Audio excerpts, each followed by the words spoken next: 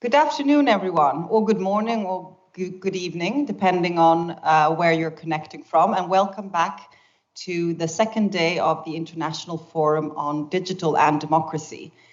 To kick off today's session, we are honored and delighted to have the chair of the scientific committee of the IFDaD Forum, a person who needs no introduction, Professor Jeff Sachs, who is Director of the Center for Sustainable Development at Columbia University.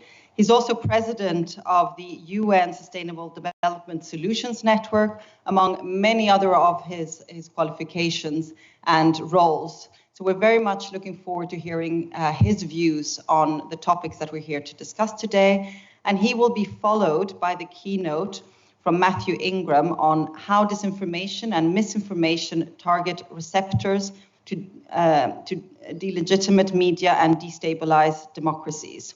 So without further ado, I'm very happy to give the floor to Professor Jeffrey Sachs. Jeff, the floor is yours. Thank you very much. Wonderful to be with you. Greetings from evening time in Kuala Lumpur. I'm on my way back from the G20, and I'll say a few words about that towards the end of my remarks. It's wonderful that we're having this forum on democracy and digital because our democracies are indeed in trouble, and the interconnection with the digital world is a complex one. Digital is both adding to our woes and is also part of the path to solutions. Well, I think it's right to say, and of course I'm speaking I'll speak mainly from my experience as an American citizen with a broken democracy. So some of my specific observations won't apply to other countries, but I think it's right to say that in a sense, our democracies have been hacked in that powerful and vested interests have really figured out, at least in the US context, how to take over the instruments of power. I think the main fact in US democracy right now is not really polarization, though we have our culture wars. It's really the capture of the instruments of power by particular corporate lobbies. Almost all of our societies parceled out now. The financial world parceled out to Wall Street, the health sector parceled out to the big health industries, the foreign policy to a shocking extent parceled out to the military industrial complex, the energy sector parceled out to big oil and gas, though it's obviously under stress because of climate realities. And while we battle left and right, red and blue, the reality is actually the government is mainly run and operated by powerful interests. In the US, the hacking came heavily through campaign finance, and campaign finance was changed deliberately to enable this hacking. There's a famous story going back to the early 1970s that a very influential corporate lawyer named Lewis Powell sent a famous or infamous memo to the US Chamber of Commerce saying that industry had to fight back against regulation, environmentalists, and so forth. And basically, it needed to fight for political power. This lawyer was then appointed by Richard Nixon to the US Supreme Court, and his main legacy for our country was writing opinions that deemed corporate money in politics as, quote, free speech. So the corporations were given the free speech to give as much money uncontrollably to our elections. And what happened, not surprisingly, was that big money completely took over American politics. This happened really during the last 40 years. The elections that we just had in the United States were funded probably $8 or $9 billion in this cycle election. The next presidential election in 2024 will be a $15 to $20 billion affair. Now, this is big corporate money going into politics. It manipulates politics. It basically controls the politicians of both parties. The chairman of our House and Senate committees reap huge flows of funds from the industries that they purportedly oversee. And it reaches a point of absurdity. Recently, of course, we had the cryptocurrency collapse, and this Sam Bankman-Fried, who brought down his cryptocurrency trading unit. He was being advertised just the days before on a panel with our Secretary of Treasury, Zelensky, and Zuckerberg. The four were part of a New York Times panel coming up before the guy went bankrupt and is now enmeshed in mass fraud. And this guy, this kid, 30 years old, was the second largest donor to the Democratic Party in this cycle, basically with stolen and fraudulent money. And somehow Ukraine is in the mix of this and so forth. But my point is, basically big money took over our politics, and it has wrecked our politics, and it's wrecked the politics of both parties. Now, then comes the role of digital in all of this, and I'd say the media more generally. I'm not saying anything new or surprising to say we live in a sea of lies right now. But I think the main point I would emphasize, at least in the US context, is most of the lies are coming from government or government and industry alliances. So it's not so much the spontaneous lying and waves of fake information that come from social media. It's actually public lying. Much of what we're told about this war in Ukraine is lies. This has been a manipulation from the start. My view is the United States helped to provoke this war very much by its push for NATO enlargement to Ukraine and to Georgia. We're not allowed to say that on the mass media anymore because the mass media is engaged in official narratives. My guess, the US blew up the Nord Stream pipeline, or the US and UK blew up the Nord Stream pipeline. The president said we were going to end it. He actually said it. But if you try to say this in the media, you can't say it. I know I was cut off when I have tried to say these things.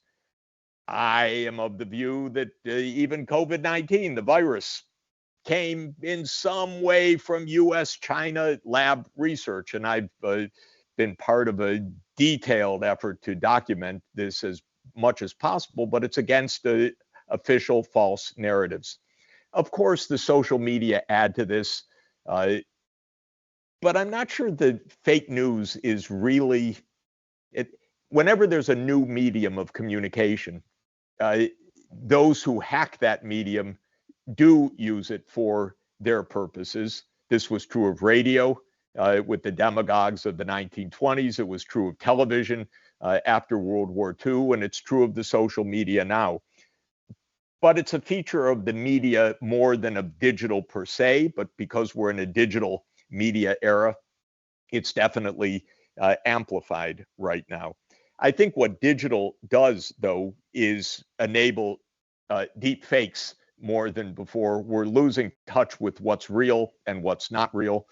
In a way, we're being thrown back into Plato's cave, I would say, because we see shadows or we see deep AI that makes us believe certain things.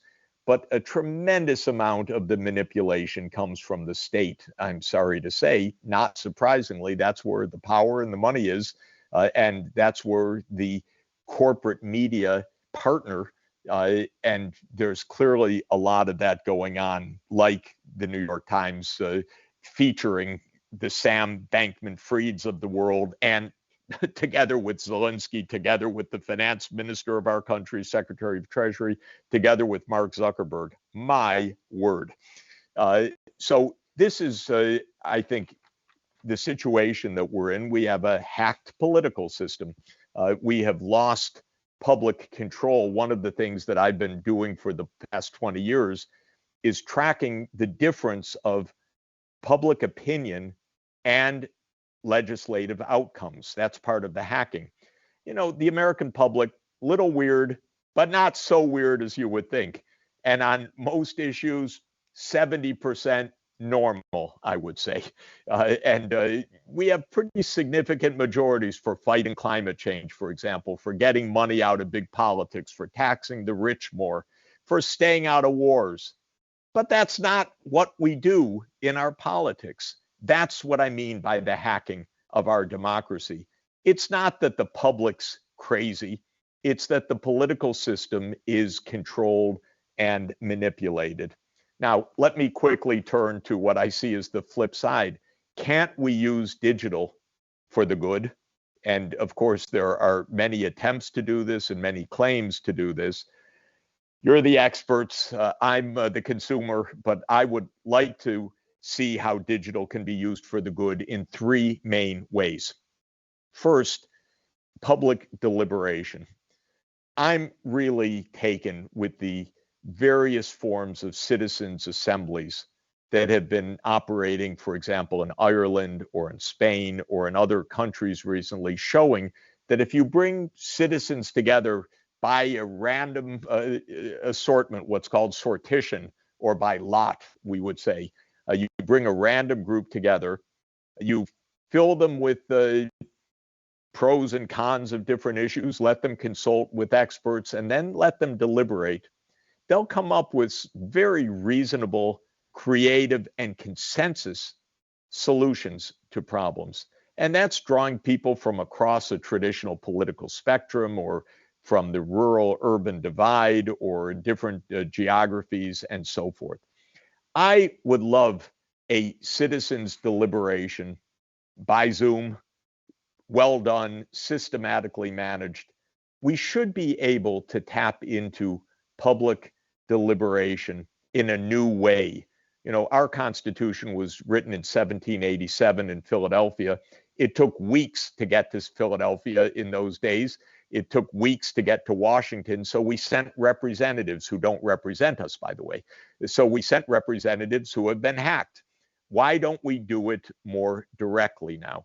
And it doesn't have to be plebiscite and public votes, but it could be a lot more public deliberation to show where public opinion really lies. So that's the first question I have. Can we do digital direct deliberation or digital direct democracy in a constructive manner? Second point, where I do have a little bit more expertise, and that is digital for education. We really should be able to provide a lot of good quality learning material for free worldwide. I lead the UN Sustainable Development Solutions Network, and we make full semester courses for free and put them online on edX.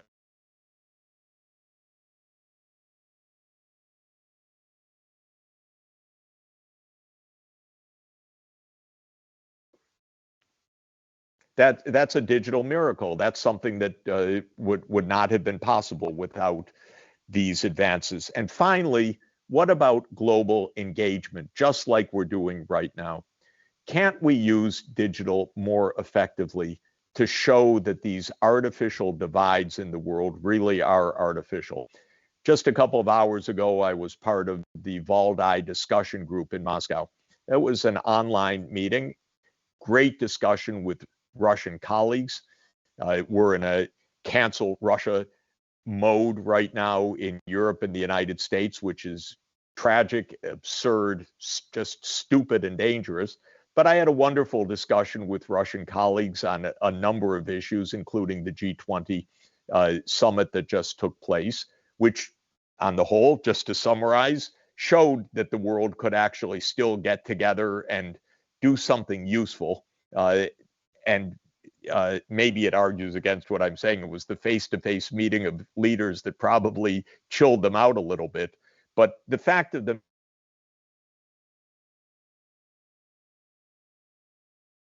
just now, I have meetings every day with colleagues around the world, but I'd like to see it more systematically because young people need to have connections internationally. They can do it for free right now. We can help make this more systematic.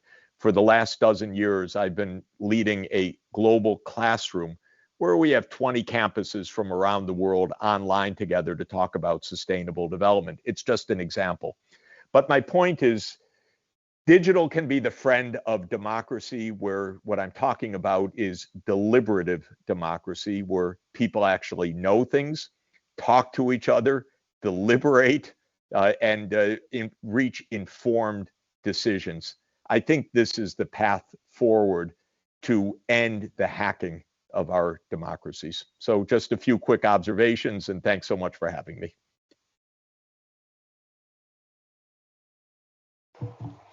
Thank you very much, Jeff. This is so much food for thought. And I think it's also been very inspiring to give us some ideas of what we could do to reimagine democracy. And I think this is one of the key takeaways of yesterday's and today's debate, is that there is hope and there is optimism, and that we should actually have the courage to be a bit more imaginative with how this new Absolutely. of democracy could look like. And I would now like to pass the floor to Matthew Ingram, who's Chief Digital Writer at Columbia Journalism Review, to give a keynote on how disinformation and misinformation target reporters to delegitimize media and destabilize democracy. Matthew, the floor is yours.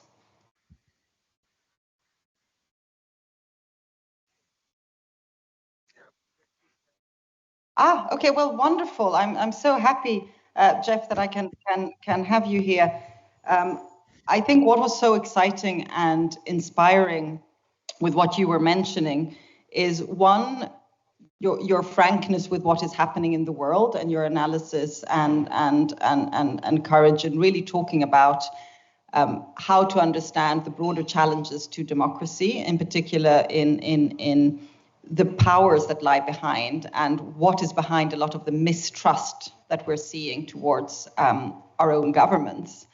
And I think this is a core thing also that we've been talking a lot about these days, is the issue of trust. And Professor Jerome van der Hoeven was reminding us that trust is something that takes a lot of time to build. It's like friendship, it's like love. You cannot demand trust, but it's something that you have to build over time. What do you think would be the most important thing to do today to start rebuilding trust, not necessarily towards our institutions, but more in particular between society itself, so that citizens starts getting trust again in each other and in the broader society? You know, if I could stick with the government just for a moment, the reason Americans don't trust our government is that it's not trustworthy. And I'm now 68, so I've lived a long time through a lot of administrations. And basically, the US government has been lying to me my whole lifetime, and lies of a major sort. I was young when John F. Kennedy was assassinated. They lied about that. The Warren Commission was a lie. Then we had Richard Nixon, and he lied about everything, but he lied about Watergate. We had the Vietnam War, which was a lie, and the Pentagon Papers revealed that lie. And it's been on and on. We had the Iraq War completely on phony circumstances, and now I saw, as I was chairing the Lancet COVID-19 Commission, how the US government is lying about the virus. We don't know where the virus came from, but they're certainly not telling the truth about what they know. That is for sure. From the very beginning, they aim to tell us a narrative rather than to tell us the truth. The truth may be they don't know, but they claim to know that it's from nature and it's not from these research activities and so on. And I think we don't know, but they clearly haven't told us the truth.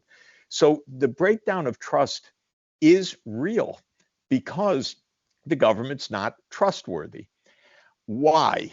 Well, because we're an imperial power. It happens in the United States, and empires don't tell the truth very much, because if they told the truth, they'd stop being empires, for one thing.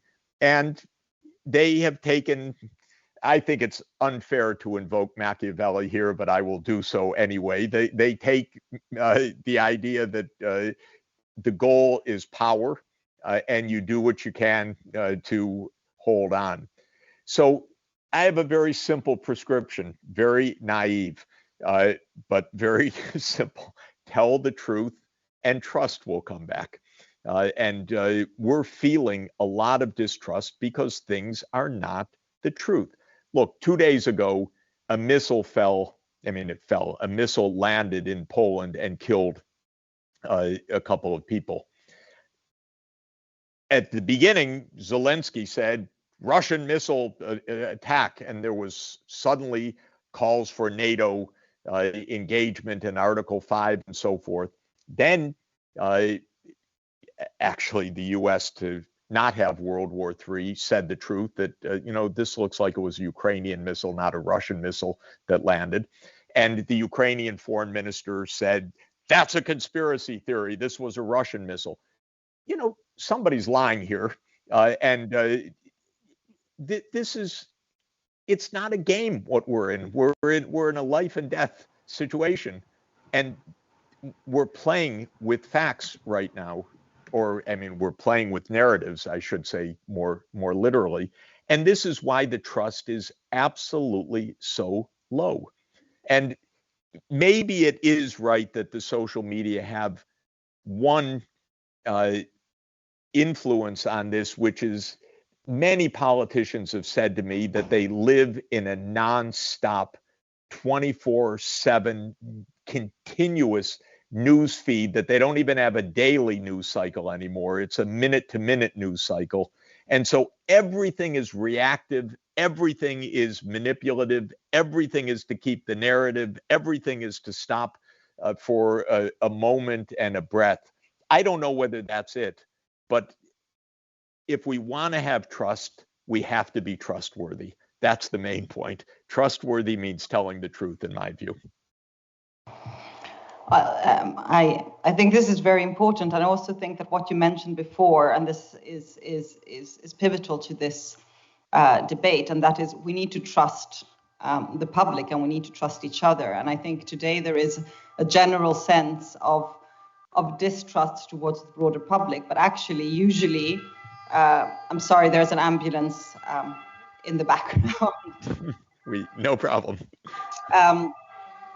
And that has to be the basis of the future of democracy, and that is trusting that, if we bring together all different opinions, we will get to something better. And it reminds me of a thing that Hegel said in his philosophy of history, which is that if you care for an idea, you need to be willing to challenge it constantly and to talk about it constantly. Because then, one, you will test if it actually holds up to scrutiny, and two, it will probably improve with time. And I fear that today we're doing the opposite. We are hiding behind our narratives, and we're not willing to question them, and we're not willing to see if they stand up to a variety of different opinions and perspectives. And as we're moving towards a global world and with global governance, this will be more important than ever to be open. So with this, I wanted to thank Professor Jeffrey Sachs for giving the opening address this second day. Thank you very much, Professor.